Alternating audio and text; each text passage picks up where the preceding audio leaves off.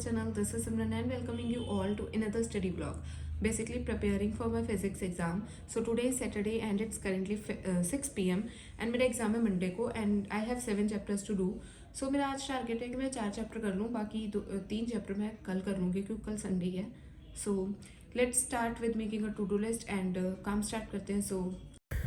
So as I said, सबसे पहले मैंने एक टू डू लिस्ट टाइप बनाई जिसमें मैंने लिखा कि मुझे कौन कौन से चैप्टर करने हैं, क्योंकि ये हमारे मतलब प्री बोर्ड हैं बट यूटी जैसे ही, मतलब इसमें सारे चैप्टर नहीं आ रहे, इसमें आ रहे थे हमारे 7 चैप्टर्स. तो मैंने सोचा था कि 4 चैप्टर आज कर लूँ जो मुझे आते हैं. तो सबसे पहले ऐसे ही मैंने स्टार्ट किया. एटम्स वाला चैप्टर है, ये बहुत छोटा चैप्टर है बट इसमें डेरिवेशंस बहुत है, लाइक रेडियस की, वेलोसिटी की. तो मतलब हमारी टीचर है ना जो स्कूल वाली, वो मोस्टली डेरिवेशंस ही डालती हैं, तो मेरा मेन फोकस ना डेरिवेशन करने पे था. तो यहाँ पे मैं एटम वाले चैप्टर में भी मैंने एक बार सारी डेरिवेशंस कर तो ली, बट जिस दिन एग्ज़ाम होगा ना मुझे वो फिर से देखनी पड़ेंगी कि कहाँ से, मतलब शुरू कहाँ से करना है. मैं वो भूल जाती हूँ. डेरिवेशंस मुझे आती होती है बट आई हैव फॉरगॉट कि उसको स्टार्ट कैसे करते होते हैं, तो वो मैं एक बार फिर से देख लूँगी, बाकी तो हो ही जाएगा. इसमें चैप्टर में ऐसा कुछ खास नहीं है, बस वो डेरिवेशंस है और एक हो गया जैसे बोहर्स पोस्टुलेट, आई थिंक वो चीज़ इंपॉर्टेंट है. बाकी तो इसमें मुझे कुछ ऐसा खास लगा नहीं, तो मैंने वो कर रही थी. एंड ये मैं अपने नोट से रिवाइज़ कर रही थी, मैं इसके लिए कोई लेक्चर वगैरह नहीं देख रही थी, नोट से देख देख के खुद लिख रही थी चीज़ें. तो यही बस मैं कर रही थी. एंड मैं कोई माइंड मैप वगैरह भी नहीं देख रही थी. एंड हाँ, बस यही बता सकती हूँ, और तो मैं क्या ही बताऊँ इसके बारे में. तो ये चैप्टर मैंने पहले भी रिवाइज़ किया हुआ था, तो इतनी मुझे कोई खास दिक्कत नहीं आई इस चैप्टर को करने में.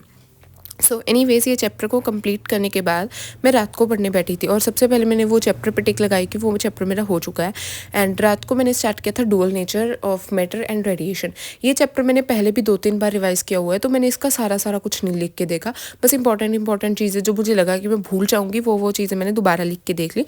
बाकी मैंने ऐसा कुछ नहीं लिखा, क्योंकि वो मैंने अभी थोड़े से दिन पहले ये चैप्टर पढ़ा था, रिवाइज़ किया था, तो मैंने सारा कुछ तब लिख के रिवाइज़ किया हुआ था. सो आई थॉट अभी दोबारा मैं क्या ही रिवाइज़ करती रहूँ, तो मैंने बस लिख लिया इसमें.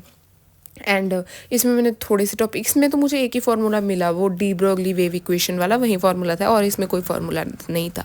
तो इतने में मेरा ये चैप्टर भी कंप्लीट हो गया और मैंने टिक लगाई. ये चैप्टर मेरे बहुत जल्दी कंप्लीट हो रहे थे क्योंकि मुझे ये चैप्टर्स आते थे. एंड उसके बाद मैंने स्टार्ट किया था EM वेव्स. ये चैप्टर मैंने एक बार भी नहीं पढ़ा हुआ.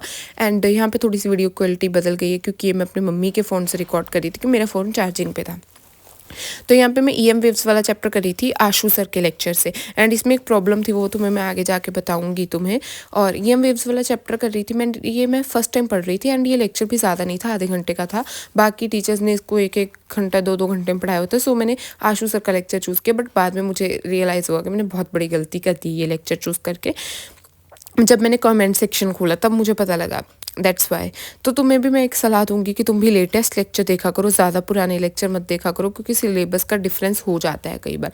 अगर तुम देख भी रहे हो तो अपना सिलेबस चेक कर लेना कि कौन कौन से टॉपिक हैं और कौन कौन से टॉपिक नहीं है, तुम एक्स्ट्रा वगैरह ना पढ़ लो. एंड इस चैप्टर में, इस लेक्चर में बेसिकली वही चीज़ें याद करने वाली थी, वेव्स के मतलब अलग अलग रेस के यूजेस, उनकी प्रोडक्शन वगैरह, ऐसा कुछ याद करने वाला था. तो इस चैप्टर में ऐसा कुछ ही था जो यहाँ तक मैंने पढ़ा. और अभी मैं बताती हूँ क्या प्रॉब्लम थी.